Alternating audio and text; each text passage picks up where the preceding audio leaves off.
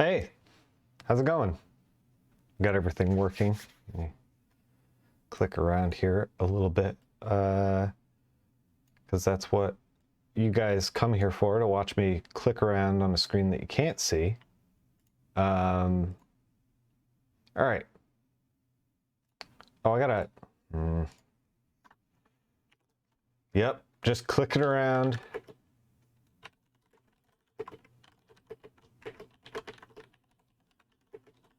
You know, the camera wasn't this wobbly when I first put it in. I think I gotta fix that.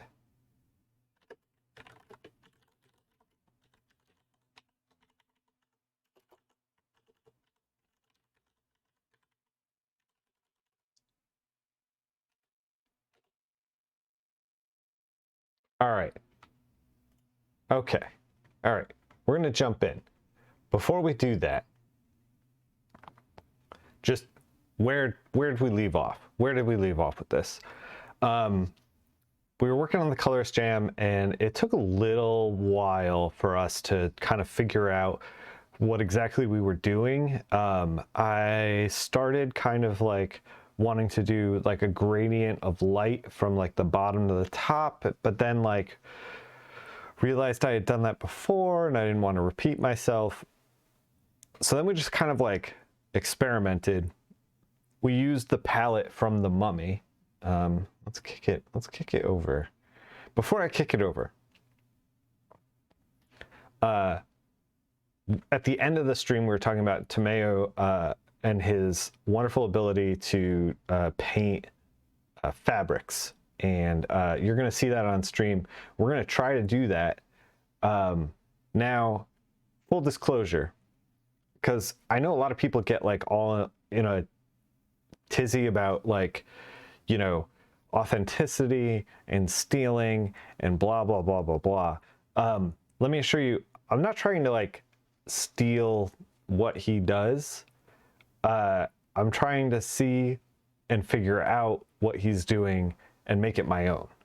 The Colorist Jam isn't going anywhere. It's not like, you know, being printed or anything like that. So we're going to be trying to decode it, but we're also going to be trying to make it our own. And to do that, we have to first figure it out. So that's what we're doing. So, and I put his name up there because like I don't want anyone to have any like disillusions as to like, you know, oh, I'm trying to hide something or pass somebody else's work off as my own or whatever, you know. So yeah, his work is really great. I think he's one of the best colorists in the business right now. Why wouldn't we want to learn from him? There is his fabric work. So let's try to figure out his fabric work a little bit. It seems like he has kind of like a middle color here. Like this is like a middle color. We can zoom in a little more. It seems like I don't know why I have these headphones on still. We're not playing any music or anything. Like he has like kind of a middle color here, and then like a highlight, and then like a really high highlight like this, and then like a shadow. So it looks like he's like working with about 4 different shades. It seems like he's using it to like trace, making these like shapes.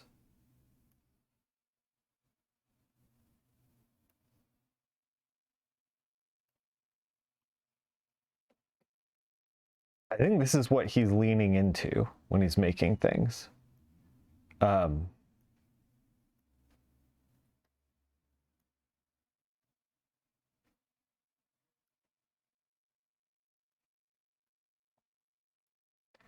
Like this is what his stuff kind of does. We should put that on a new layer. I'm just gonna real quick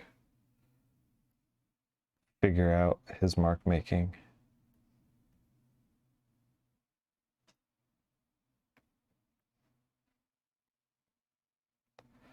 So I think he's like figuring out where the folds are and then highlighting them.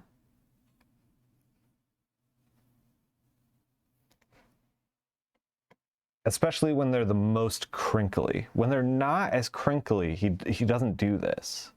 I think that like he does it in here.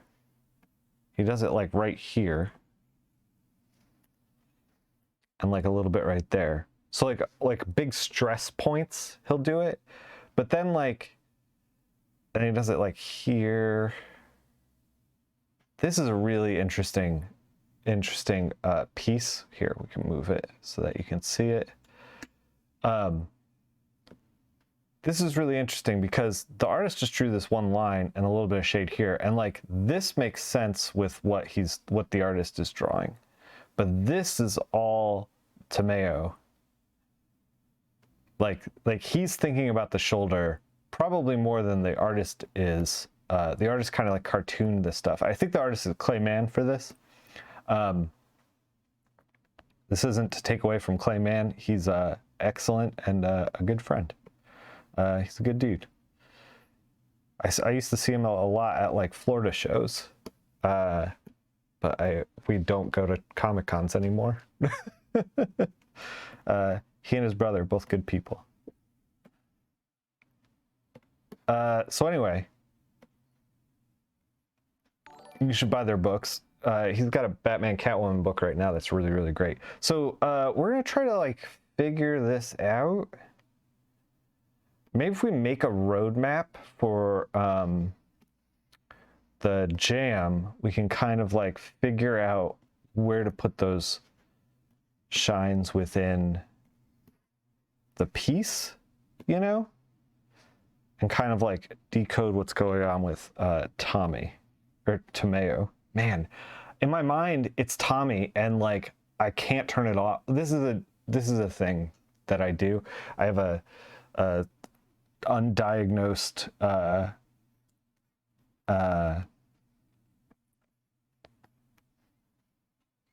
what's it called? Dyslexia. And because of it, I just like I look at Tomeu and I think Tomey, and once it's in my brain, it's so hard to get out. The reason I put his name on stream is because I didn't want him to think that like I was disrespecting him at all, because I am not. He's incredible at what he does. So we're gonna try to like figure out exactly like how he kind of does this. So like stress points, right? Stress points. He's like here.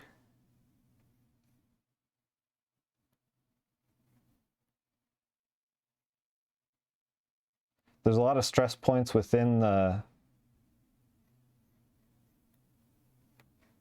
And I'm sure we're going to do this worse than him. Like people are like, oh, you're like, when people talk about like stealing things, stealing kind of like artistic stuff, it's like, yo, first of all, artists steal, artists innovate. You think you're the first person to use perspective? You're not. You stole that. But you know, I want to figure it out because I want to get better. And I know that like even if I completely copied another artist, like I'm like going to inject myself into it as well. Like it's not going to look the same.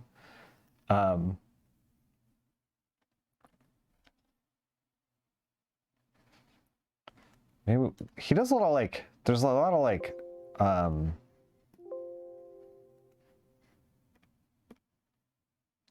triangular shapes, it feels like.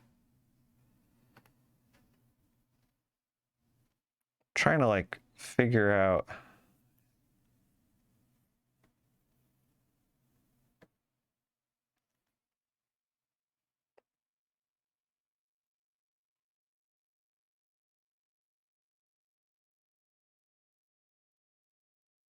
Oh man, this is like, this is how I know I'm going to do it differently, and because it's breaking my brain currently, and And I know that this was not, this is not the high priority on this piece. The high priority is kind of figuring out the skin, but we're going to get there.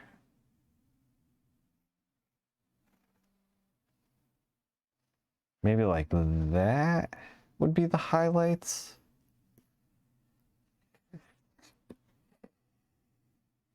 I'm just trying to make like a roadmap for us.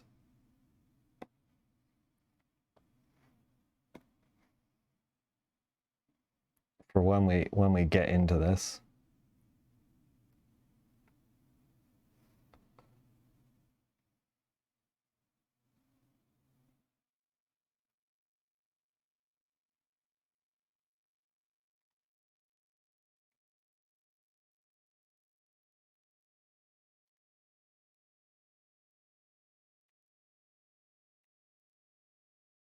Man, I don't know. I think we gotta just jump in. I think we just gotta jump in. Let's fade this way back so we can kind of see what we're doing.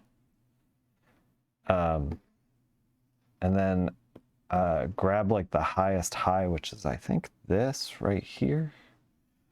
Let's grab a smooth brush. This is a very smooth brush. Look how smooth this guy is. It's got a flow of 50. Let's crank him up. Still seems weak. Oh, we're on the wrong layer. Look how smooth that guy is. I don't know if this is where we want to be, but this is where we are. You know what? No, that's not where we want to be. Let's do something with a little teeth. A little teeth. I know like tomato doesn't do this. Wouldn't the triangle edges be reflective of how still the material is though? Like a trench coat is much stiffer than a shirt. Yeah, but tomato, like okay, I understand what you're saying. That like the trench coat is a lot stiffer than this like kind of like silky shirt, so it would be different. But nuts to that. Like I understand if we like there's a point where we're not cartooning with color anymore, that like if we're so in the weeds that we're like we need to make sure that every single piece of material is perfectly rendered as to the situation. It's like, well, no, what we need to make sure is that it looks good. That's the priority. Like there's a tendency, and we talked about this a little bit on the stream before, where like I'm not a colorist who whoa whoa whoa whoa whoa whoa whoa whoa whoa. Let's get the keyboard out of here. Sorry, I wiped away some dust. I don't know if you guys could see that. You definitely could see that. I'm not the kind of colorist who like is very analytical. Like, and I think that it's important for me to show you my process because I see a lot of processes on the internet that are very analytical. And I just want to provide a counterbalance that like, you don't have to think that much if you don't want to. You can still be a successful, good colorist and like not sweat, you know, that kind of thing.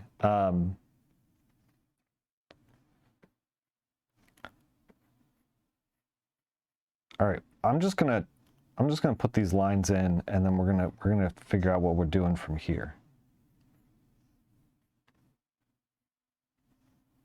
Maybe we should do this on another layer too, just in case. I'm usually big into. Oh my God, is touch still on? Touch off. Get out of here. Touch is the worst. If you guys ever buy a Cintiq, do not get the touch. Touch is not where you want to be.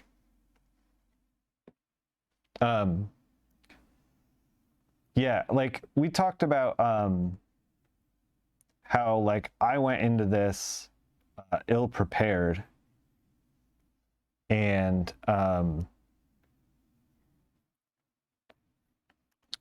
And we talked about how K. Michael Russell is usually very prepared. He's another colorist. He does a lot of streaming. He's very analytical. My brain doesn't work that way. When I start to work on a project, I like to be very loose with things, and so what happens is, like, I like to find a lot of happy accidents, and that's not to say that K. Michael Russell doesn't do that. I'm sure he finds happy accidents. That's making art. But like, the way he thinks about how to color, I think, is just very different from the way that I think about it.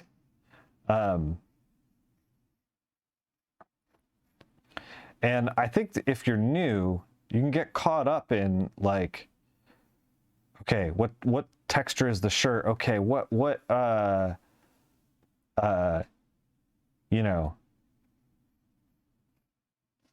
do I do leaves? How do I do water? Like, you can get caught up in, like, these specifics. And the truth is, I think, let me preface this. I'm not bagging on anybody's, like, abilities or teaching methods or, whatever. Like, I'm saying, for me, I think that stuff is kind of like weird advanced level stuff, where, like, it's like the thing you have to worry about when you are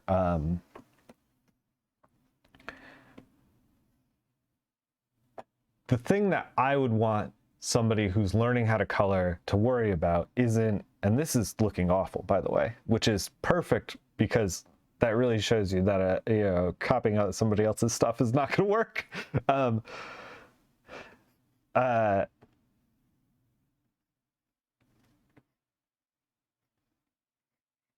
I think that if you're new to color, the thing that you should be worried about isn't textures of things and light bouncing and all that kind of stuff. I really feel like palette is the key, and you should be trying to work as best you can on mastery of palette.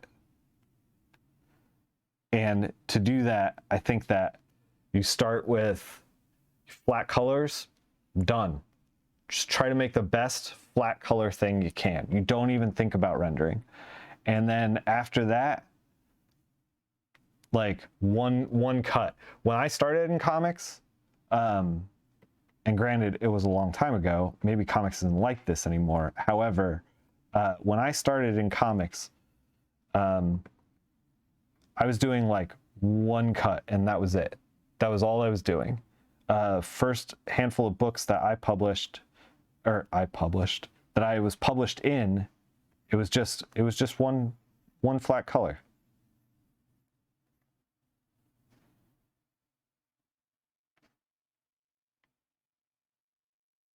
And you can kind of get away with that.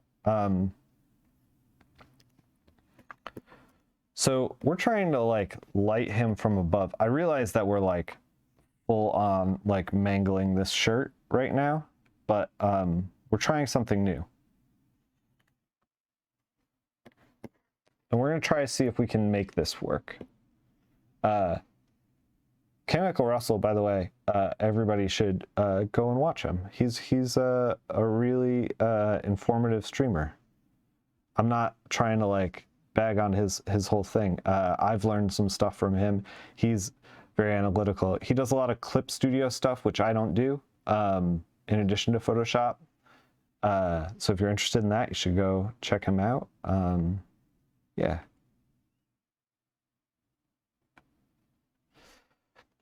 Starting to realize maybe it would be better if we just chunked it.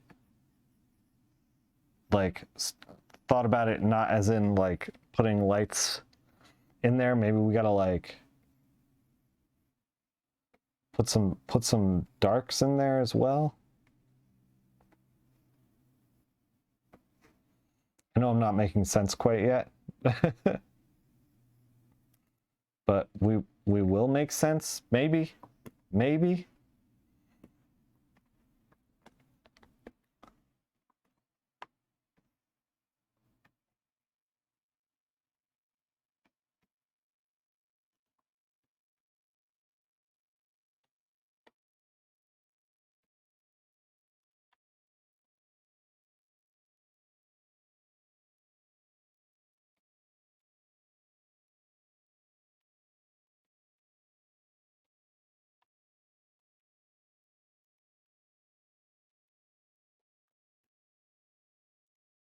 Yeah, so I wanted to kind of do this because we were talking about it a little bit.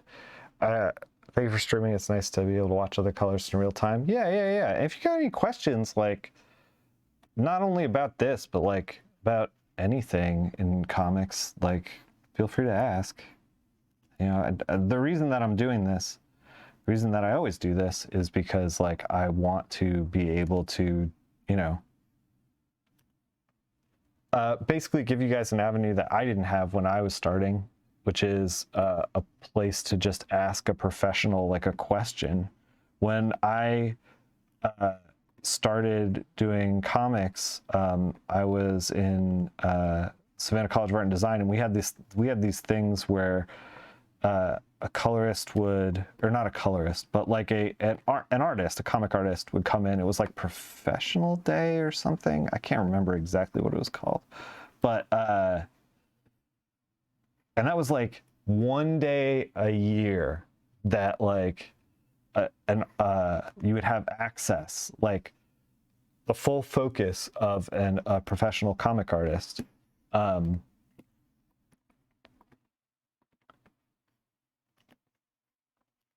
And I don't think I used it to the best of my ability. Like I think that when I had Walt Simonson's undivided attention, I probably should have used that better. But I was also a student. I didn't know, you know.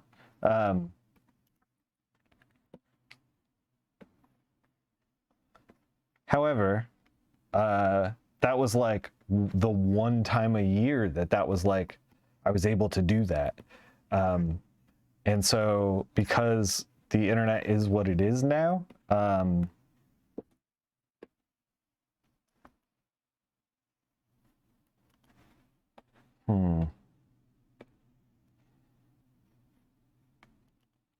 because the internet is what it is now, we're able to do that more often. I'm able to like communicate with you guys. I also have a Discord where I do the same thing. You should, if you are interested, follow me over there. If you got a question that you want to ask without like prying eyes of the internet, I'm on there all the time, and you can direct message me there. I also, for the same reason, keep my direct messages open on like Twitter and Instagram. I'm not really great about checking it on Instagram or Twitter for that matter, but I will get back to you at some point.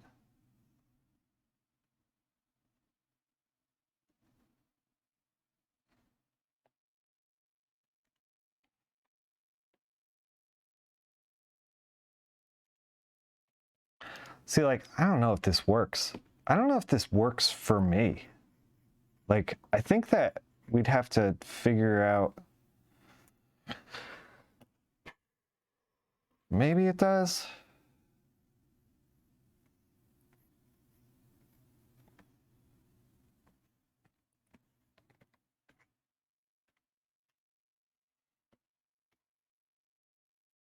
I think that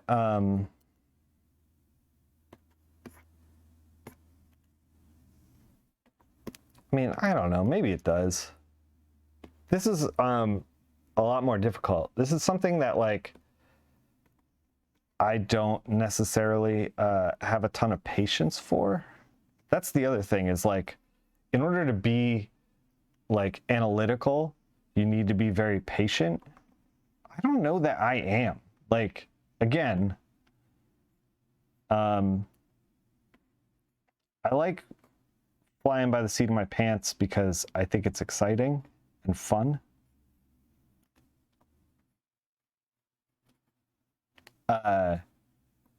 Which is why we don't do a lot of planning or process. And that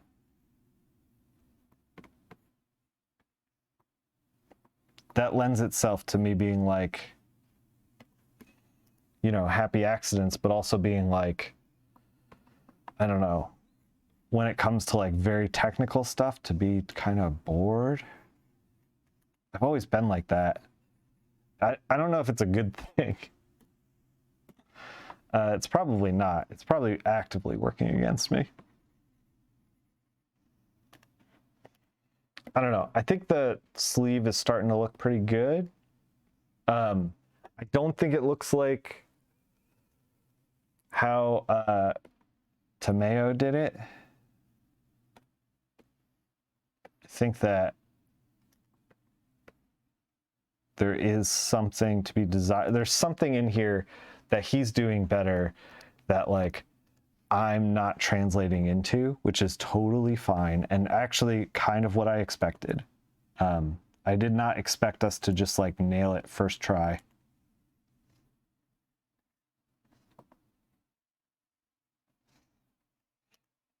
You just joined, thanks. Oh, nice, cool. Welcome to the Discord. Yeah, among the very serious topics that we handle in the Discord with comics and careers and stuff, we also have like a job posting art board where people, if they see something that's a job, they will post it. The other thing that we do in there is we share tools and techniques. So if we see something that's like I was actually, so before I got started here, fired up the stream, let me show you something that I found and posted on Discord, which is like kind of more of a drawing reference than it is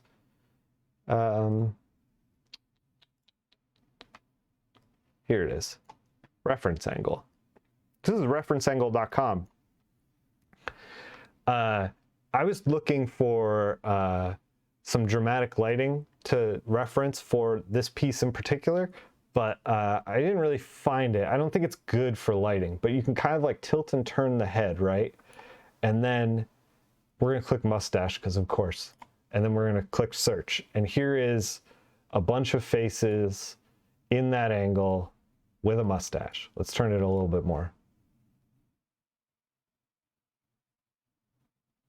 Boom, new ones. Let's turn it all the way to the side. It's total profile. Oh, that didn't work. Okay, it's not perfect. It's not perfect. What if we do it like this? What if we turn off mustache? Yeah, see? So now we have like some upshots. Yeah, this thing is nuts. So we post stuff like this pretty often. It kind of works. Let's do a full down shot. Yeah, see, kind of works.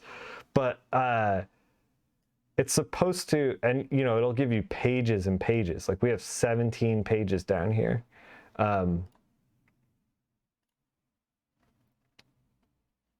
Kind of works. But it would send you in the right direction, I feel like. There's all kinds of stuff like that in the Discord under art tools, or sorry, tool time. Tim Allen sucks, by the way. Tool time. Yeah, so if you wanted to jump in on something like that, it's available.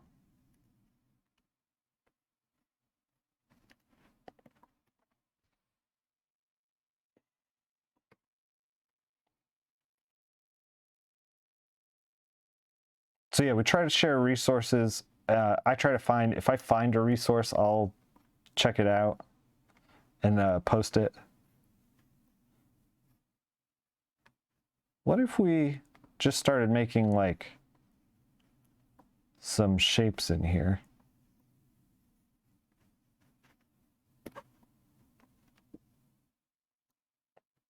Like this. Does that work? Oh my God, did we figure it out? Maybe?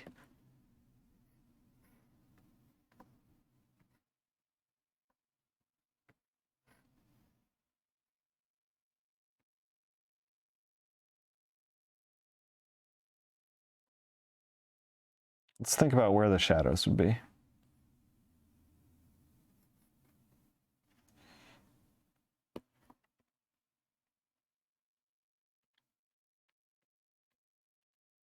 Maybe we're starting to figure it out. Maybe. I don't know. Maybe. Maybe we want to think about it less organically. That looks better. Kind of. Kind of looks better. Kind of. We're going to roll with it. We're just, look, we're shucking and jiving. All right, let's finish the sleeve and then kind of do the same thing for the rest of it. So one of the things, yeah, let's bang out the shirt so that we can start working on the skin, which is what gave us problems before.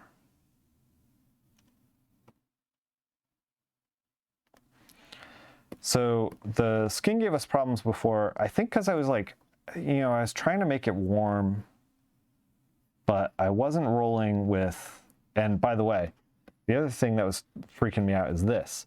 I was trying to make the pants feel warm, right? But the problem is that he's in like a blue light. So this just doesn't look right. It doesn't look right.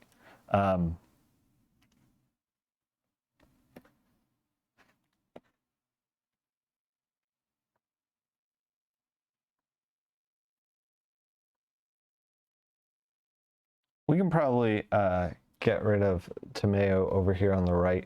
I think that we've gotten all we can out of this. No, don't save it. And we can turn off his name over there. For now, I think we've gotten all we can out of it. I think that what we need to do, or I need to do, is kind of like play in this space for a while and then revisit, maybe.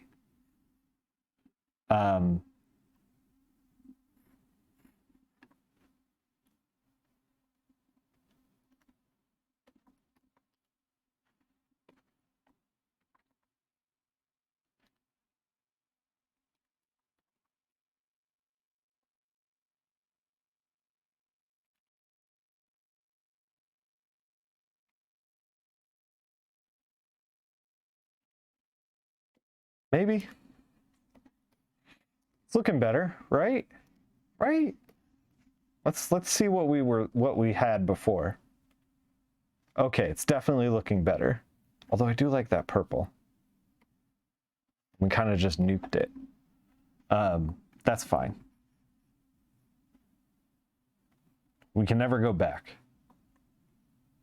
Just like real life, you can never go back. You can never go home again.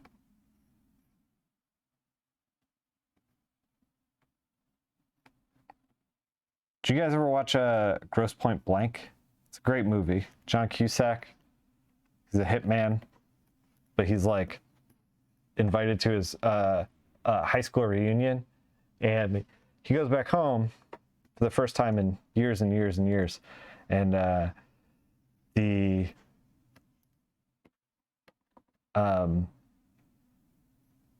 his home has been turned into a convenience store. And he says, you can never go home again. And I always thought that was like kind of funny. And then,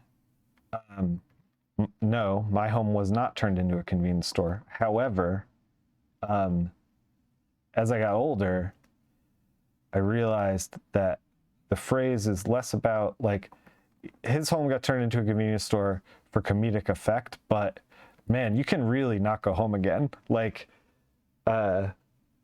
Metaphysical Mornings with Nick. Yep, yeah, exactly.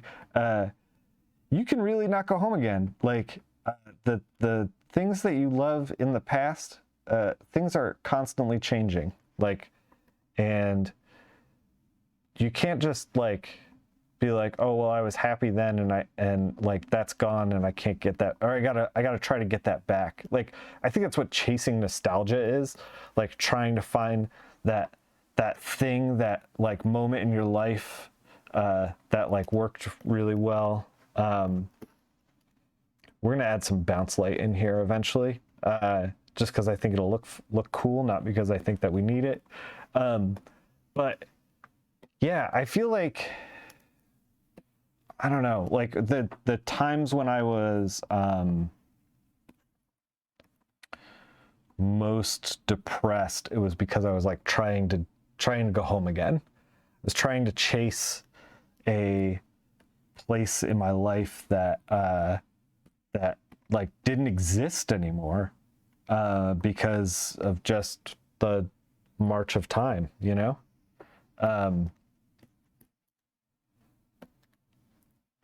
Yeah, so anyway, That's something that I didn't really learn until I was like 30.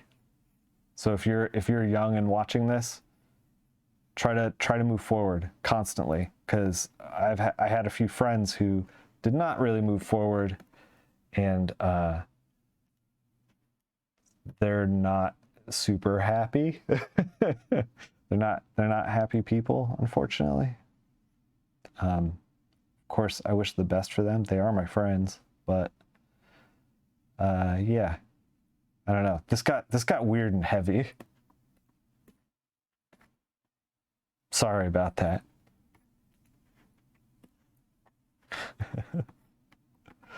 But yeah.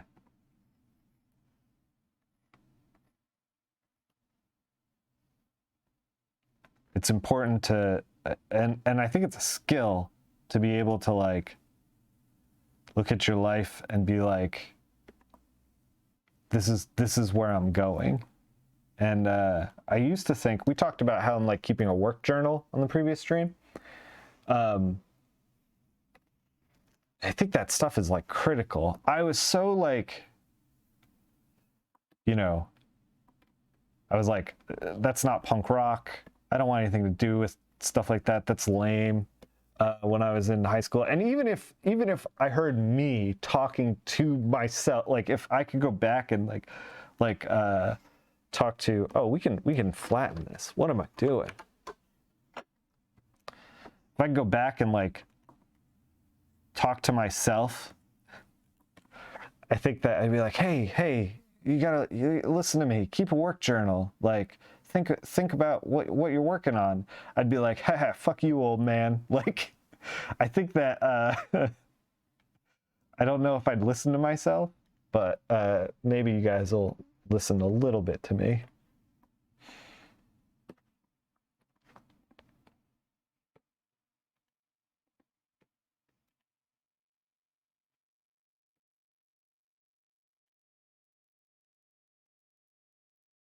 I'm trying to give out some life lessons here. The sleeve looks amazing. Thanks. Yeah, I think it looks better for sure. We got to figure out how to do the rest of him. This is okay. This is also one of the problems, by the way, with comic coloring, is like you do this here, it takes you too long, and then it's like, oh shit, now I gotta do it everywhere. Now we gotta, I don't know, like we've dug our own hole, you know? This is where we live now.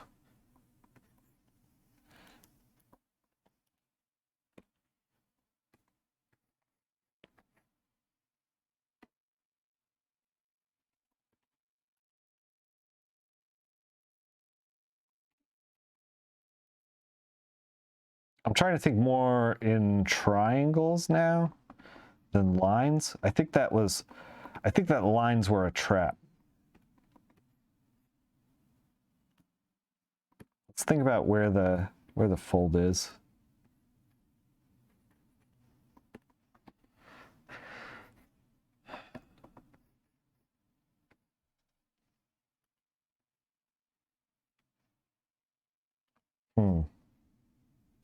Let's slow down, think about where the fold is. Yeah, how do I just import this effect to the rest of the area? If only. Where's the art button in the Photoshop?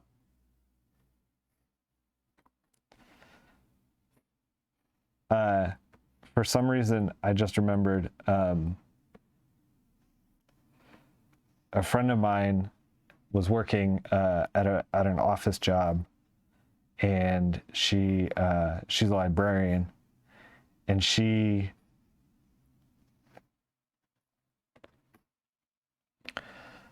had an image that she needed it to be like rotated or something. I forgot what it was.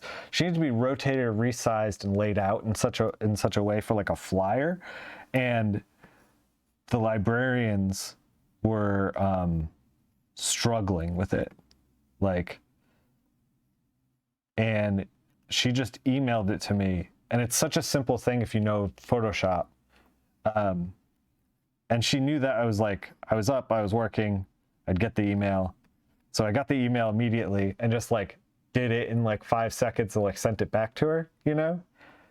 And the librarians were like, oh my God, how did you do? Like blown away. Cause she like, it was, the whole thing took like 5 minutes. So I guess the story there is don't underestimate your skill level. Because there's a lot that you probably know how to do that a lot of people don't.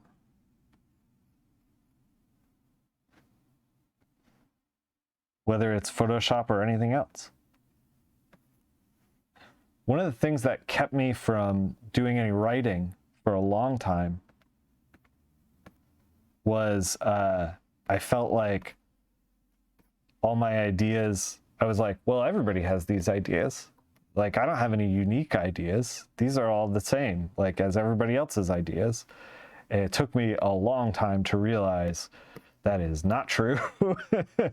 That like a lot of people have some really, really terrible ideas out there. And, you know, that, you know, the ideas that you have are unique.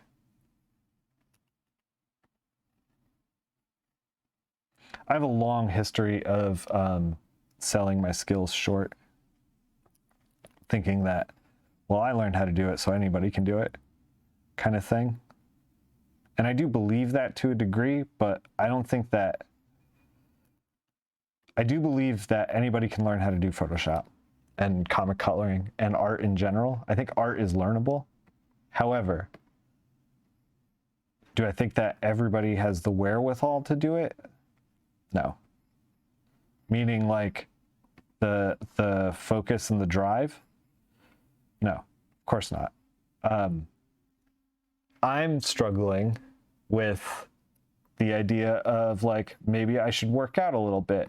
Like I've struggled with that for like the last, I don't know, 5 years. Like I should work out a little bit. Like I know I should, but I just don't. Like we're thinking about getting one of those like exercise bike things to like try that out and like see if we exercise a little bit.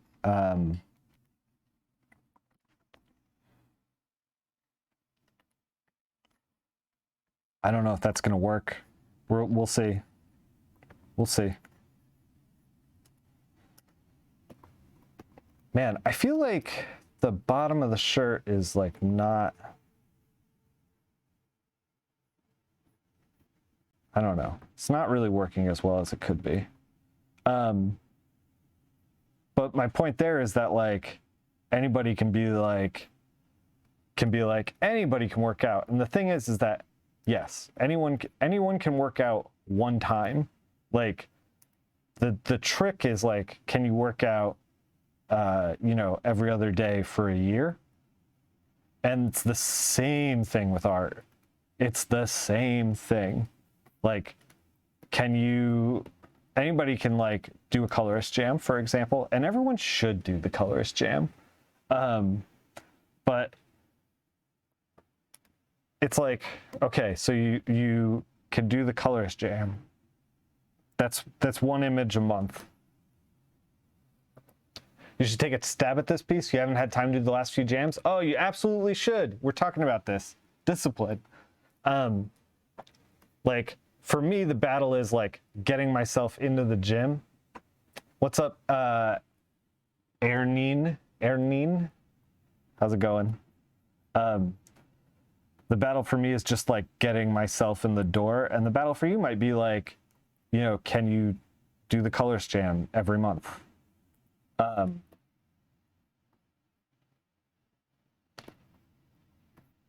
You know, it's like, it's baby steps. I'm trying to draw and write my own comics right now.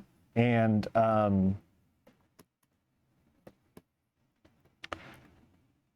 Let me tell you about that. That is a battle. What is the Colorist Jam? I'm glad you asked. So the Colorist Jam. Let me show you the page. Let's put the coloring on hold for just a moment. The Colorist Jam is, we take a piece of line art from a professional artist.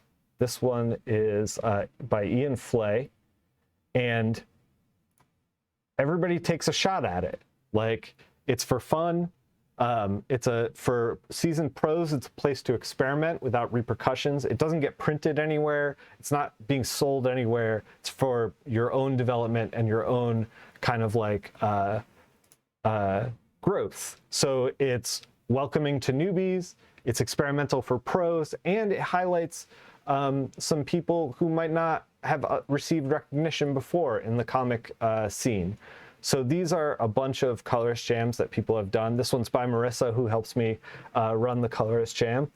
Here's another one. They're all like interesting takes on the same line art. And like, not only, this one looks great, not only do they, I just read the line. So not only do they, are they like an interesting take on multiple pieces of art, or on the same piece of art, but it also highlights the fact that coloring in general is an art form. It's an interpretation. It's like it's not just like, I feel like a lot of people think that, oh, like writers in comics, and I'm not trying to start writer v artist here. Please, I don't care, but I feel like a lot of people have a preconception of coloring as like, oh, you just filled it in, like, and you're done, right? Skin tone, grass, sky, boom, done. But there's a lot of like artistic interpretation into the coloring, and so that's what the Colorist Jam does. It kind of like encourages people to try coloring in a safe space with other seasoned pros. And then the other thing is like, if you're serious about coloring, the Colorist Jam is really good for you to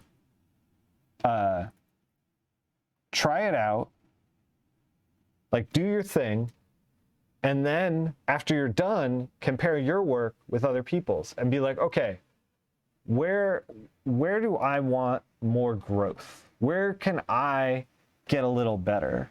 You know? I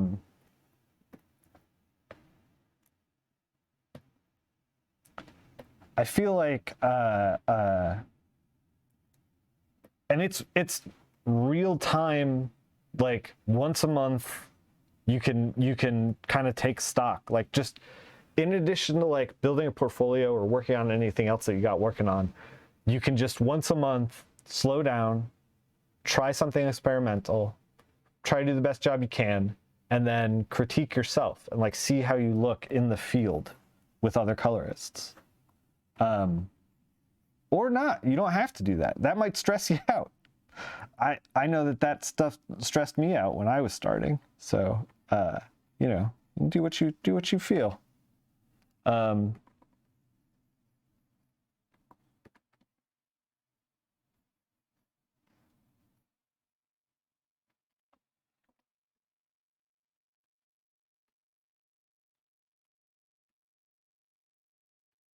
Like I was saying when I started the stream, like I'm using this as an opportunity to try two things. We're trying to do rendering like Tomeo does on the shirt. And then also I built this palette, this mummy palette, from two screenshots in the movie. I took the screenshots, I mosaicked them, which is a filter, and then I'm recapping it quickly because we did it in the previous stream. But so if you want to check it out, you can look it up there. But I basically built the palette from some scenes of the movie, and tried to stick with it, stick with the palette. I don't know if we're gonna stick with it at the end. We might change it up just a little bit. But if you're a colorist that's like having some difficulty building newer palettes or trying newer mixtures of color, it's a good way to like, you can take stills from movies, you could take other art like paintings, other comics, things like that, drop them in, build a palette, and then see how you can do with that limited palette on another piece of yours. It's a good way to kind of like push yourself a little bit. Get out of your comfort zone.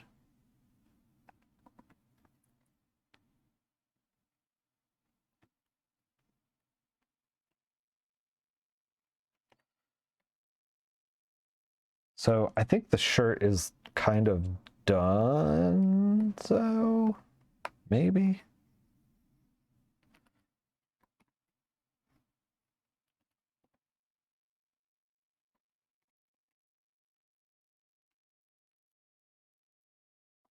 I feel like I want to, I don't know, add a little more shadow here, maybe.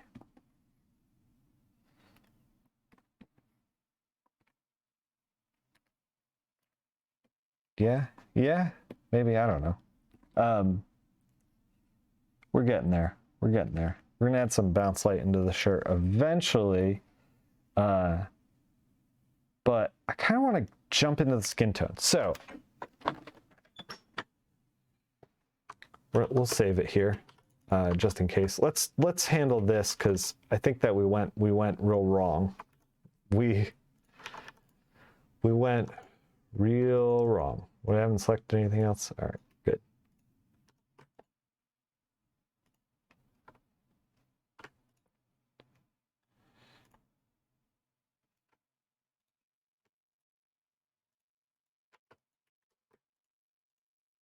Let's just pull that right out. So we're still using the Mummy palette. I might put a little bit of yellow in the end. We'll see. See, that looks a lot better. Still warm. Use Clip Studios to get a palette. Nice. I don't have a lot of, I was saying that K. Michael Russell does a lot of Clip Studio stuff. I don't have a lot of experience with it. I think that's because I'm older and I don't like working in RGB, even though this is in RGB. And it's hard for me to change. I know that like that's a really crappy excuse, and it is a really crappy excuse, but like I was thinking about trying to get into Clip and try it out. There are some things in Clip that like I find very attractive that Clip does. There's like a weird rainbow thing that it does, like a rainbow shine that I'm like, oh man, I really want to use that and stuff. But here's the thing. I could spend time learning Clip, and you're gonna, I think as, I wasn't thinking about this when I was in my 20s. Man, life lessons on this stream, by the way. I wasn't thinking about this in my 20s. I was like, oh, I got all the time in the world to like do stuff, you know?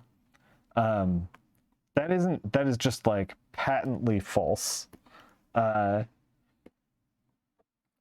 reality is that like every day is like, okay, what are we doing during our day, and then where are we putting our time and energy?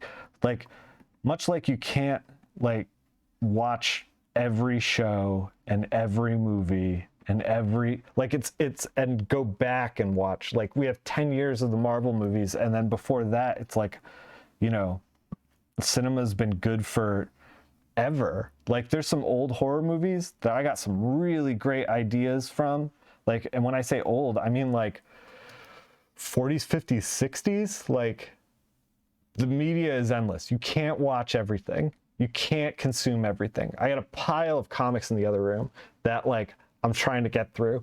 I have like I'm playing GameCube games on stream. Like it's madness. Cats and dogs living together, mass hysteria.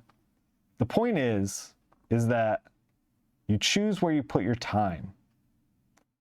And as much as I want to learn Clip Studio, it's the same thing. Like as much as I want to paint miniatures and learn how to play Warhammer, I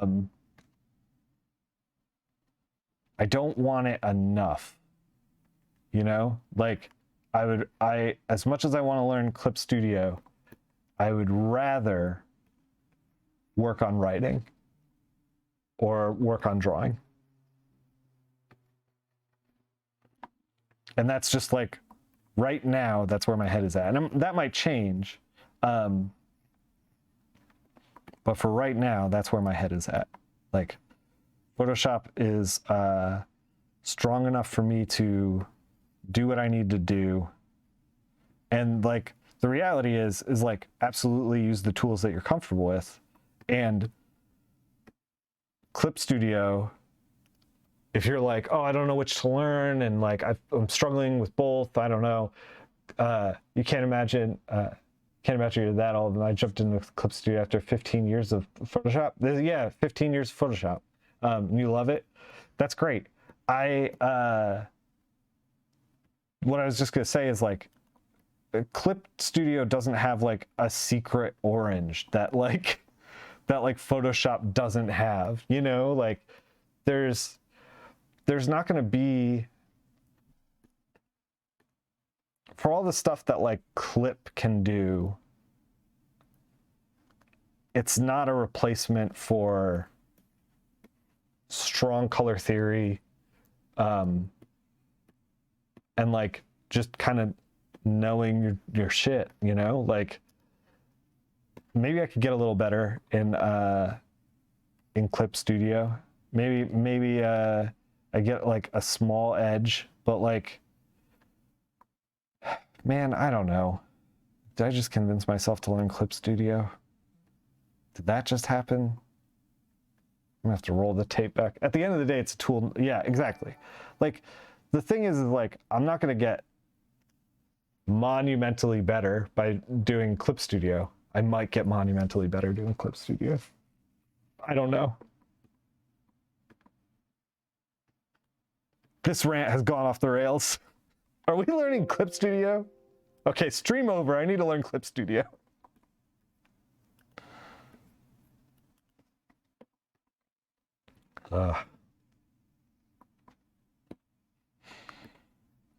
It broke bad. Stream broke bad. All right. We're kind of getting there. Pants look okay. They look okay. When you zoom in, they don't look fantastic, but they look okay. I'm fast and loose, as you can tell. We are not being precise. Let me tell you something about comics and people's perception of comics. You always love pointing people in Clip Studio's direction, but you hear what you're saying. It just leaves you with the knowledge that Clip Studio has a 3-month free trial. Yeah.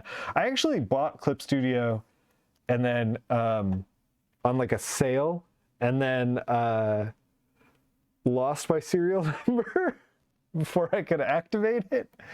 I think I own it. I got so much to do.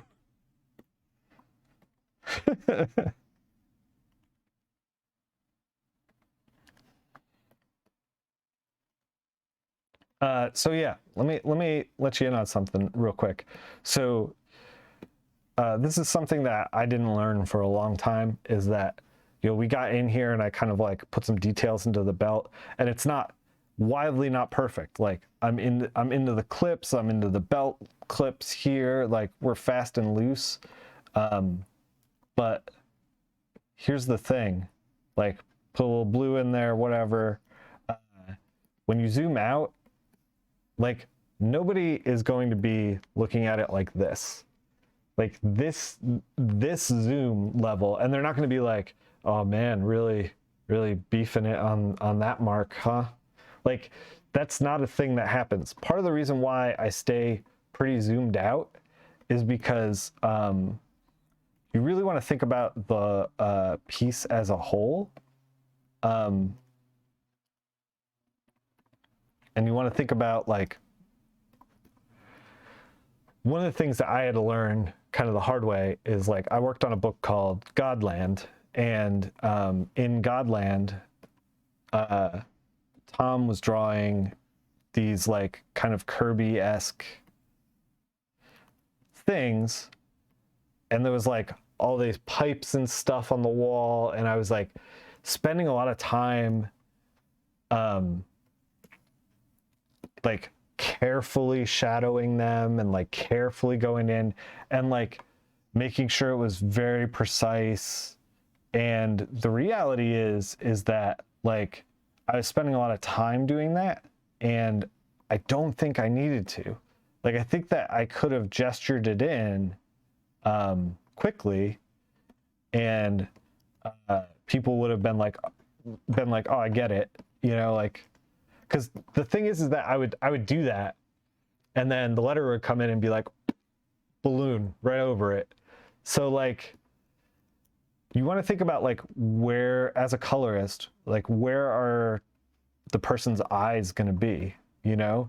Like, we put effort into his sleeve and, like, down here, kind of, and we're going to put effort into the skin because, like, that's where people are going to be looking. Like, down here, people aren't going to really be like very critical. Like, no one's going to be super critical of, like, unless we like totally beef it, like totally just like, it's like, beans, we really screwed up the rendering, whatever. Like, unless you're like, you know, if you're pulling focus right, you can put time into the places that have focus and kind of like gesture in the stuff that is otherwise. And that's going to come with just getting comics made. Like, the more you work on stuff like that, never underestimate, brains will fill in for you. Yeah. Like, the more comics you do, the more you realize, like, okay, spend my time here, not here. Spend my time here, not here. You know, like, you'll figure that stuff out for sure. All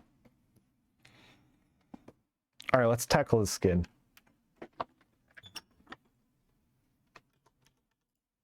We're gonna blue the skin a little bit. So my worry was that the skin was like too ashen, too gray. I think that what was happening was that I was trying to make the skin feel warm, and we're going to do that. We're going to make the skin warm, but I don't think it was like blue enough. The pitfall with like skin tones in something like this with blue light is that you end up that goes all the way back to comic black being printed blue. Yeah, nobody read it as blue. Dude, so I don't know if you're a dude. I just assumed your gender. I apologize. So when I was starting, I didn't realize like how much that what Clock Fox is talking about here is that for years and years and years, sorry, I call my fiance, my girlfriend, I call her dude all the time too. So I don't know, whatever. I'm just gonna start saying y'all. I like Superman's hair color in like the books from like the 80s is like blue. And it wasn't until I was working with Paul Azaceta and I was doing that. I was like, hair colors are black, we'll just make them blue. I was not even thinking about it, like in the slightest. It was just like, I read so many comics. I'm like, this is what it is. I'm gonna do this. And he was like, hey, could you not make his hair blue? And I'm like, yeah, I could definitely make it just gray. I don't know what I was thinking. That was an early lesson about my own preconceptions.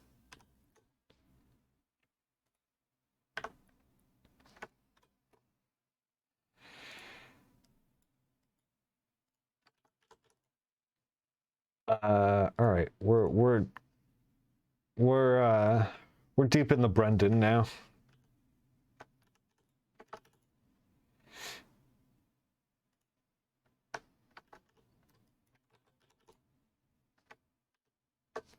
Okay, so I think part of the reason this isn't necessarily working as well as I want, he's very zombie. This is with skin tones, we can end up in a place where it's like, oh, now he's just blue, you know, like, and that's not where we want to end up. This is starting to look right. Undead Rick, yeah, for sure. We can screen it, kind of like figure out highlights, but we're also kind of in the same boat, like with that. If we grab,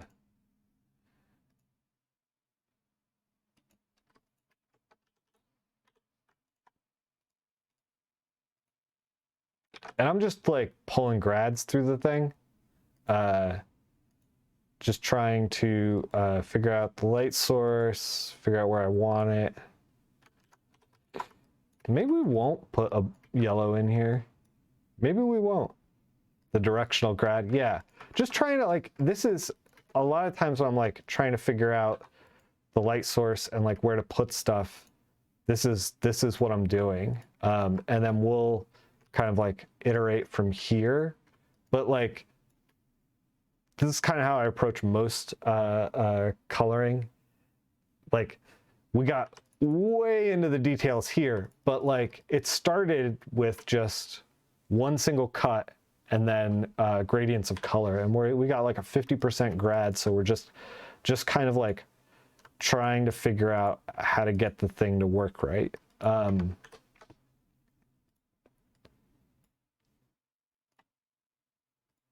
Pull a little blue in the shadows.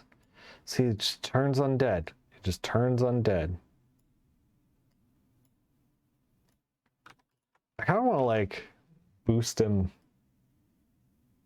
Just crank him up a little. Crank up those highs. I think this is looking better. I think maybe less is more. I'm also kind of backing up and seeing. You know what's kind of funny? So speaking of Colorist Jam, let me pull up a particular jam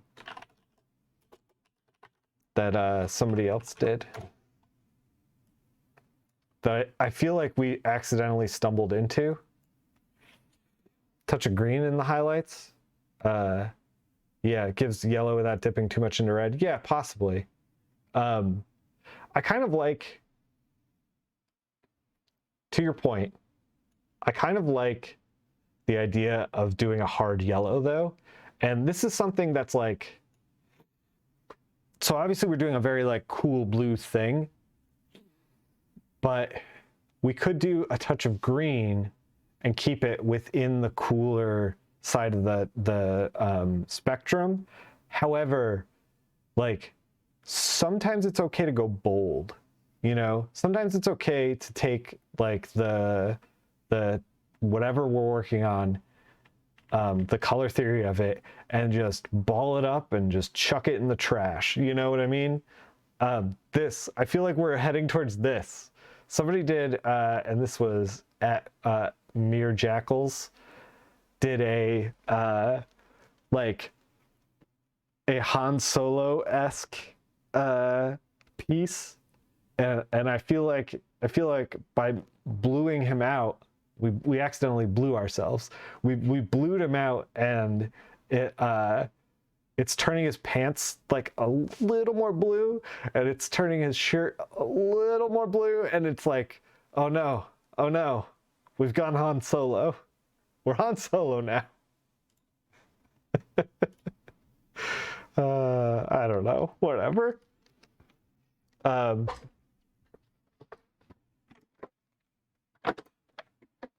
we're just gonna get into the skin tones.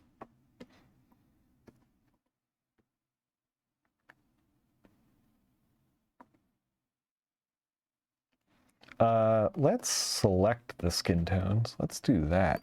I don't know why this was a separate flat, but it was. Little carbon freezing crispies. Yeah, yeah. I thought that Han Solo, by the way, I thought that was really smart. It was a really interesting take on this piece. I think maybe that's why it's like in my brain. Maybe that's why I'm thinking about it, and I'm like, oh no, we ended up there. One of the things as a colorist that you want to keep an eye out for is honest feedback, and it'll come in weird places.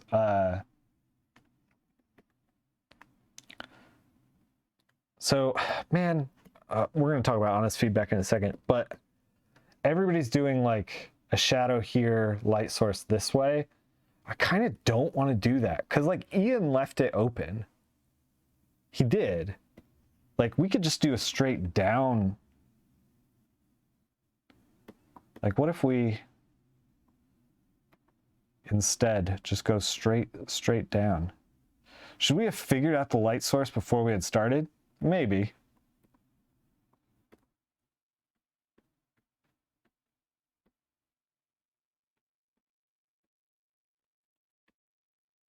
That sounds like a sucker's gambit, though.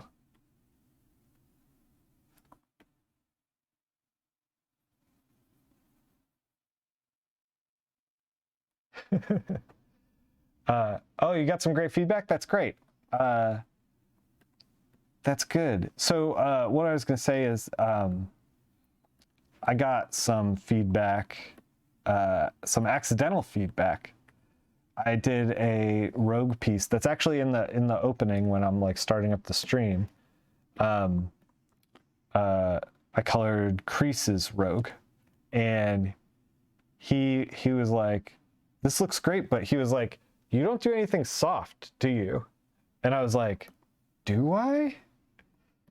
Is he right about that?" And then I like started looking at my work, and I was like, "I don't do anything soft." And then I started noticing in other people's work, especially like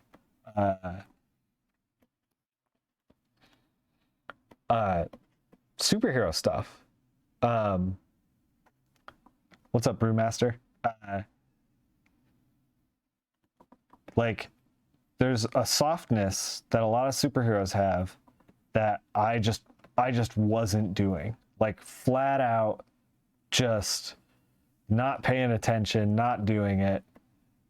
And I was like, "Oh, I don't do that." And then I was like, is that a thing? Like, is that a personal style? I was making that choice without even realizing that I, was making that choice. So I started to try to soften up. And by soften up, I mean like I'm using a lot of hard-edged brushes. Hard-edged brushes.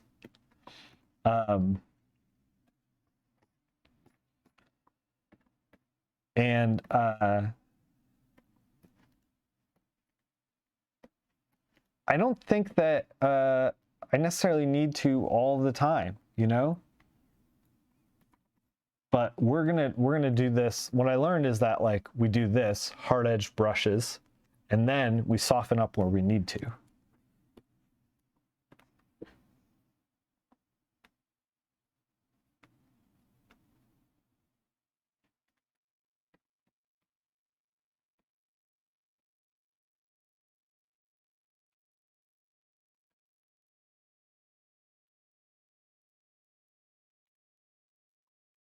So we're gonna try to do that. We're gonna try to soften up where we need to.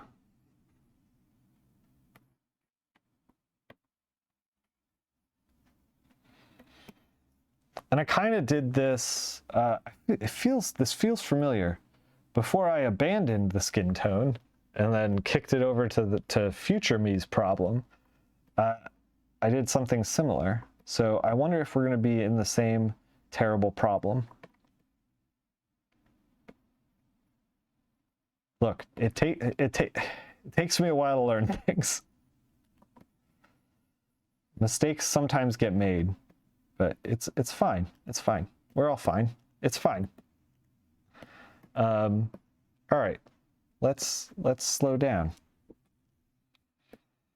Let's get a nice softy. Let's select the skin tones and let's just slow down. Let's just chill. It's time to just chill. Actually, let's take that one. I've convinced you to do this piece? Good.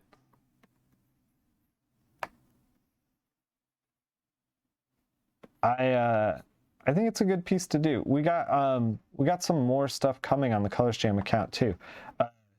One of the things that we wanted to do with the Colorist Jam, might stream it. Cool.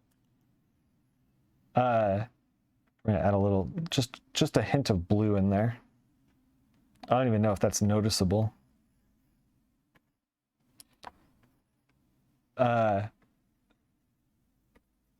We did not select, I don't know why the flats do this with this hand. The cool thing about the Colorist Jam too, by the way, I will say, I forgot to say this earlier, is that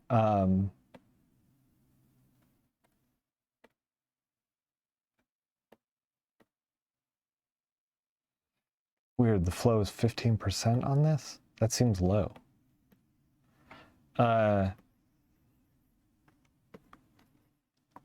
When you do the Colorist Jam account always retweets it, and the Colorist Jam Insta account always does that too. And let me tell you, I noticed this last jam, I started since I've started getting involved with the Colorist Jam account, we've been growing it a lot. And I was like, oh, there are editors and writers and artists who are following the Colorist Jam account. And let me tell you why that's probably happening. Because they are looking at for other talent. They're always looking who can fit well with a certain level, a certain style of artwork. I'm thinking about putting together a project. What am I going to do? Follow the Colorist Jam account, see what they're doing.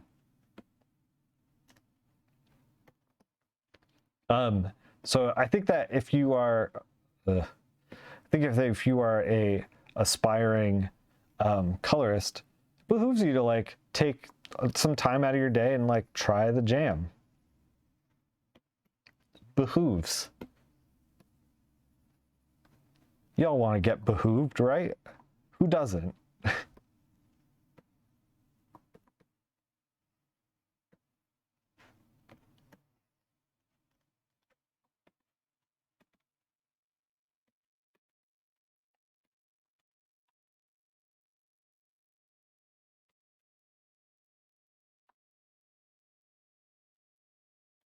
We're going to do a little 5 o'clock shadow on him as well. Eventually. I know that we're doing almost feeling behooved. Nice. I feel like we're doing almost nothing with this soft brush, but we're softening things up a little bit. I'm going to add some highlights.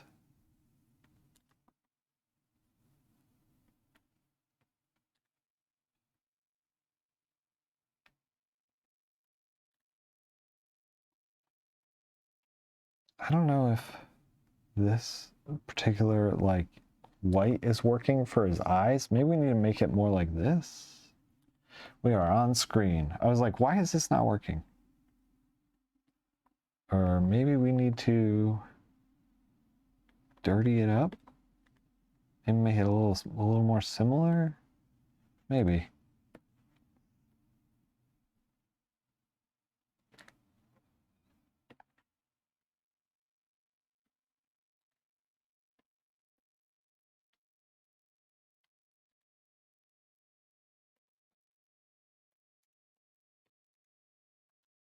Hmm.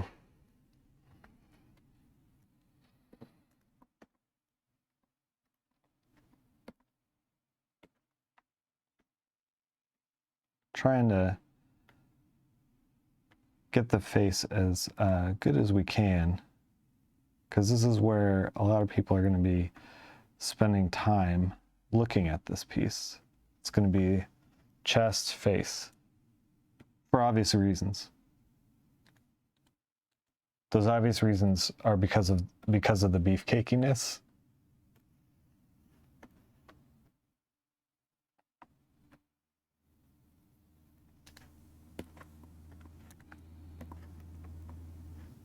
Oh my God, I hate it. Why is this so difficult? I think I'm putting too many marks down. I think that's what's happening. I think it's like less is more. He just looks so weird to me. The skin tone looks so weird.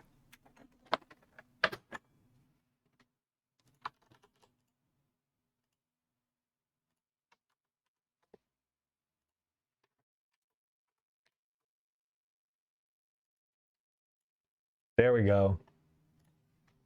Much better. Weirdly, much better.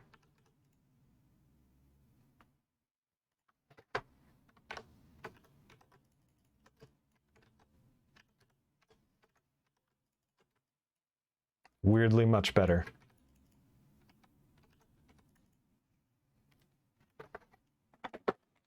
All right.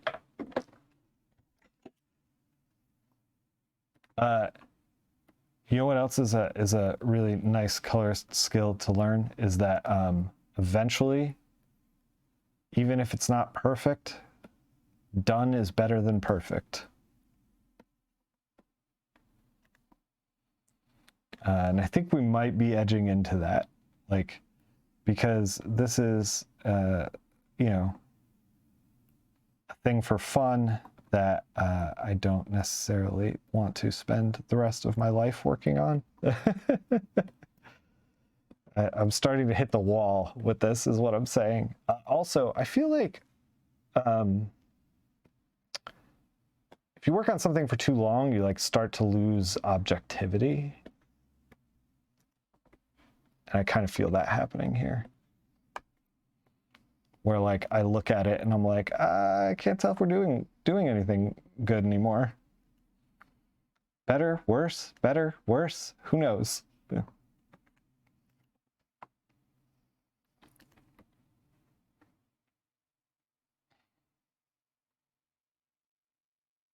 Maybe we shouldn't have spent all that time on the sleeves. Like a ding dong. I was tricked.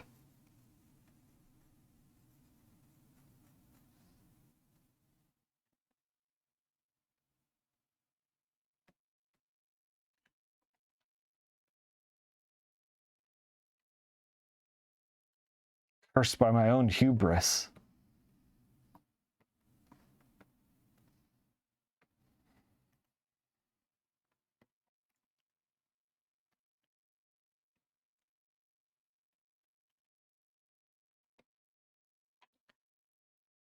Let's take this red.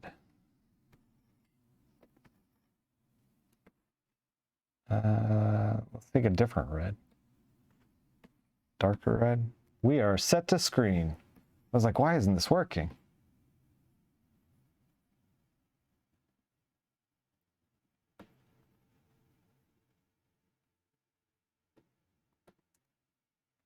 What's up, boys? Popping in for my early stream, huh? Thank you.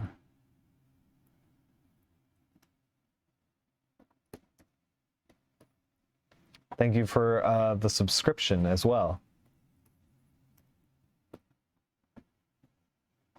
I see you are using my "Don't look at me" emote. That's for if you don't need to be looked at.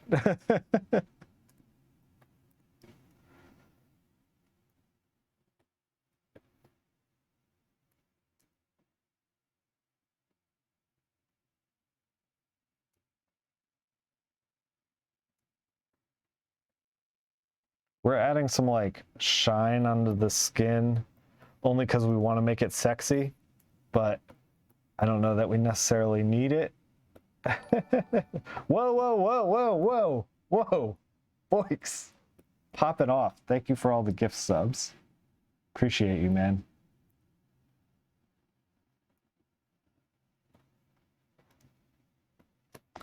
Yeah, I've been streaming 2 to 3 times a week now. And it's been like, can we talk about stream stuff for a little while? For just a second? It's been hard to like kind of dig back. Like I was streaming 3 times a week pretty consistently for a while. Then I took about a year off. And the reason for that was like work got kind of crazy, and then we were moving, so like it was just like all of my free time like just went other places, and I had a good like stack of subscriptions. People were subscribing, and then it's been kind of difficult to like dig back to that level. I appreciate the gift subs because they're definitely a big help with that.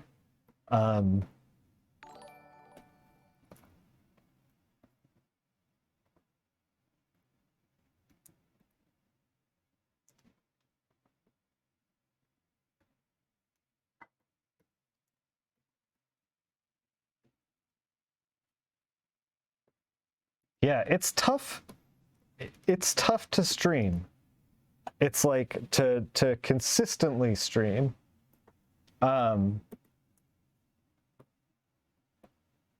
Because the audience moves on pretty quickly. By the way, we are I have now committed to a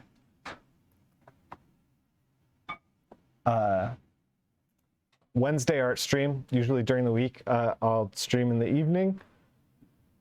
You cut way back from when you used to stream 6 times a week. Yeah, it feels like, though, if you're not making like that much content, it's hard to generate and retain an audience. I mean, maybe that's in my head, but man, streaming, like okay, so full disclosure, I've kind of realized in taking the time off, and we're gonna try this yellow. In taking the time off and then coming back, I realized like, oh, I need to just stream for me. Like I need to stream because I want to stream. I don't know if we're actually going to do this yellow. Maybe we are. Let's put some sloppy yellow in. So like I realized that if the audience is fickle and it's never going to make, you know, as much money as I necessarily, you know, it's not going to be a job for me. I know it's a job for some other people, but it's probably never going to be a job for me. So in that case, I'm like, well, why don't I just stream what I want to stream? And so I've realized that like, I'm like, okay, well, what do I have time for? Consistency over like quantity. It's a hobby until it isn't really. Yeah, exactly. So I was like, okay, well, I can stream probably once during the week, stream some art, and then like I want to play some games. So once Sunday mornings, I usually stream games, and then like I add a wild card Saturday stream sometime. What do we think of the yellow? Maybe not yellow. Maybe not that yellow. A lighter yellow? Try that green. Green looks cool. Blue, purple, pink. I don't know. Maybe we don't need it. We might not need it.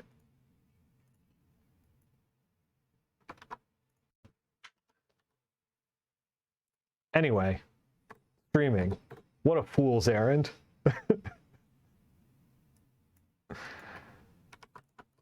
I think this is where we're going to be at.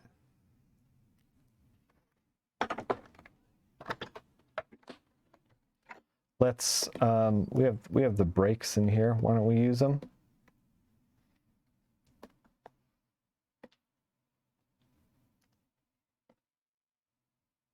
Whoa, that did something weird.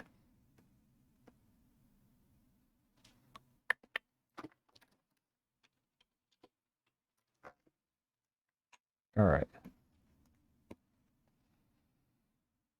Did you just put sunglasses on the don't look at me? Plex, please. This is very serious business. So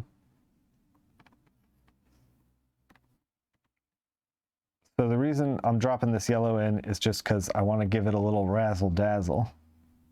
You know? It needs something. A little pop in circumstance.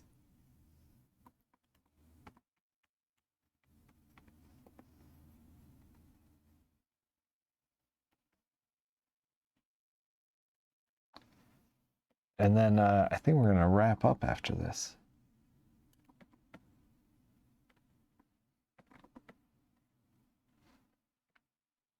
And I'm just trying to make it look like it belongs. My fiance is showing me pictures of our dog laying on the bed. Do you guys know? Okay, my dog is straight up hustling me. Here's her morning routine, and she does this every morning. She decides that she wants to get up, and what that means is that she gets me up to take her out. Now, does she have to go to the bathroom? Sometimes. Most of the time, or other times, she does. Can we just turn a? Hold on. I was trying to think, because we're painting here and the screen is like making it weird, so I'm just going to merge it all together. So she wakes me up to take her out. Sometimes she has to go to the bathroom. Sometimes she just wants to eat sticks, which, let's face it, sticks are great. And then I'm like up, you know, like if I'm outside walking around with her, like I'm up. So then, because she's a genius, because she's smarter than me, my dog is smarter than me, I'm like, well, I'm up, I might as well like start working or work on a project or whatever. She then gets in bed with my fiance in my place. She wakes me up, I think not to go out, but to get in bed in my place. She has figured that out. And quite frankly, it's a level of disrespect that I did not expect when owning this dog.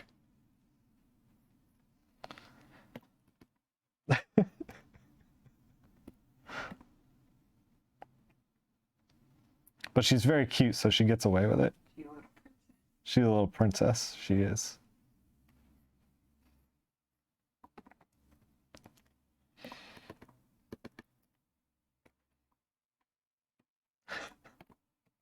All right, I think we're nearing the end. There are currently 3 dogs in bed with your wife because one made me take her outside too. Yeah, maybe this is a common dog thing.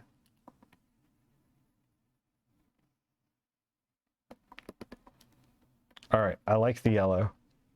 Man, did we do the opposite of what Ian did? I think we just did. I think we did the straight up. Oh my God, we came to all the same conclusions that Ian did when he colored his own work, but we did them opposite. I think that's what happened here. I'm gonna add just a little bit of yellow into the shirt because I wanted to do some bounce light in here anyway.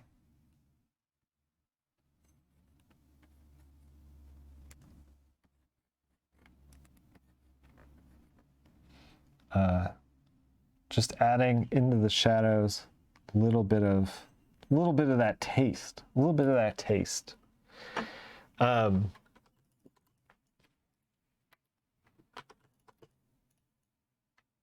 So not only have I been bamboozled by my dog, but I believe Windows decided that it was just gonna, chuck everything. I wanted to show you the thing. I've lost the chat. This whole thing's a disaster. Okay, let me show you what I mean by Ian tricked us, or we tricked ourselves, or we got bamboozled. Let's check out the Colorist Jam.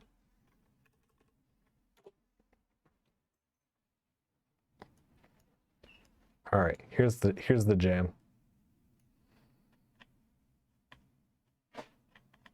Where's Ian's? We gotta find Ian's. Here it is. Ian did a great job. He's coloring himself here.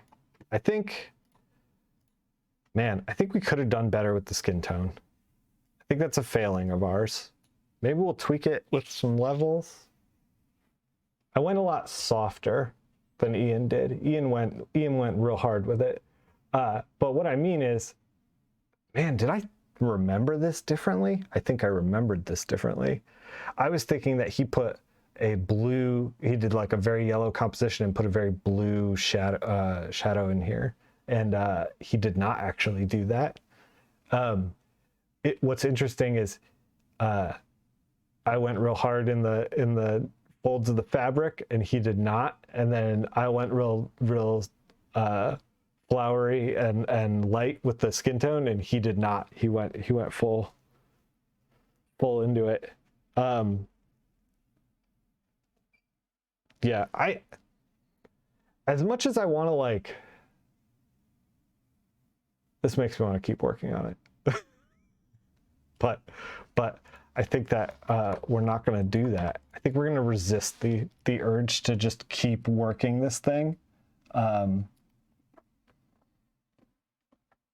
All Richard O'Connells are equally hot. Yeah, it's true.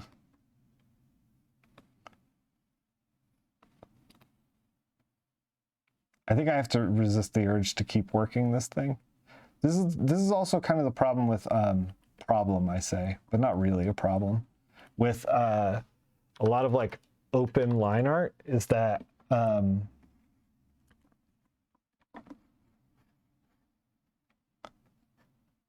feel like we can just noodle on it all day. Let me kind of get these big pieces of stars out of here, because they're a little distracting. That one in particular was really offending me when I was looking at the gun.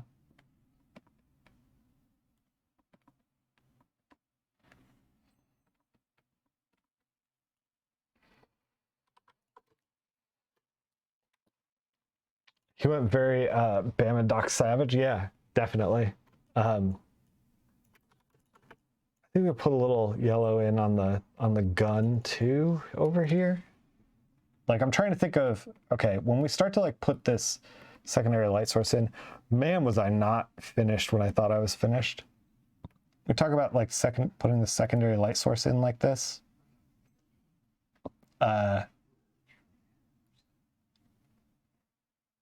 We want to keep in mind that, like, we want to also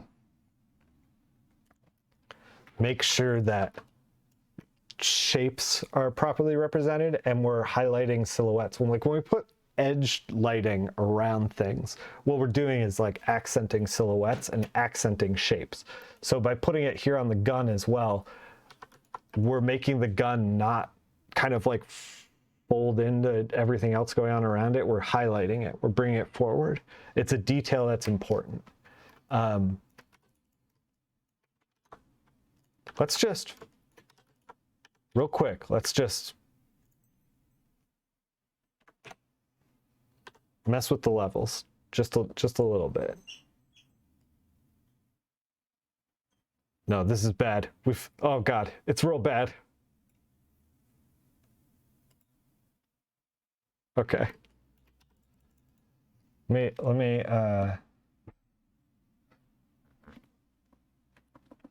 it was real scary there for a second, guys. I'm glad that we were able to pull through.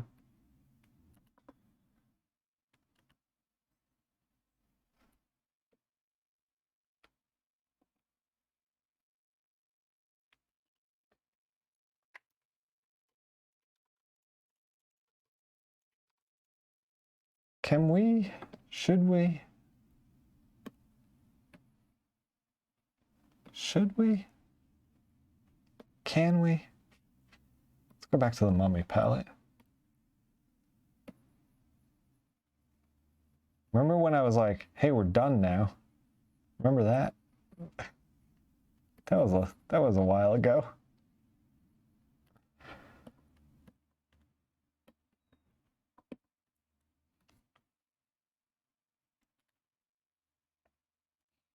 All right, we're done. Let's call it. Maybe we're done. Maybe. This is something I like to do at the very end. Is just like see if I've been looking at a piece for a long time, and we've definitely been looking at this piece for a long time, I'll kind of like tweak the levels just a little bit to see if we can get like a better image out of it. One of the things that I find for myself, like, this is better than this. This looks a little gray. This looks a little more dramatic.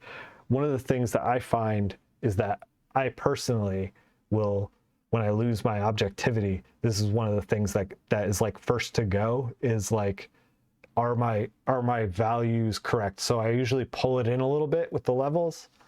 We can check a saturation level too. And I usually like to just up the saturation a little bit, but I don't know that we really need to. Yeah, I'm not seeing a whole lot of difference. I mean, like, there's a lot of difference here. This is obviously extremely different, but I don't know that we need to really pull the saturation. Nah, we can leave it. I think we're done. I think we're done. Are we done? Am I happy with this? I think we're done.